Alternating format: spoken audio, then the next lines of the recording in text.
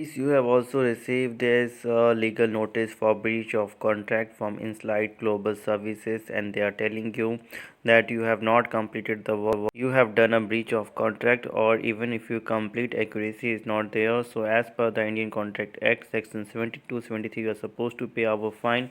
Otherwise, you have to come to the court and the police station, and in lakhs of rupees. So, in case you are also getting these type of threatening messages or to your given address or your mail to fill and perform, you're going to get 25 to 30 rupee, and monthly you can earn between 25 to 30,000 rupee.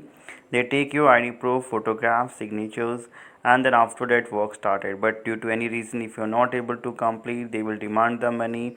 Otherwise, they will tell you that legal action will be taken against you to your given address. Legal notice, hard copy will be dispatched. You have to come to the court and pay in lakhs. In case you are also receiving any sort of threatening messages, emails, calls from their side, and no need to worry, we are here to help you so that you can save your time and money. Whatever details you just have, WhatsApp us and our lawyer is going to help you so that you will don't have to worry about any legal notice getting to your address or going to any court or police station or paying any amount to them.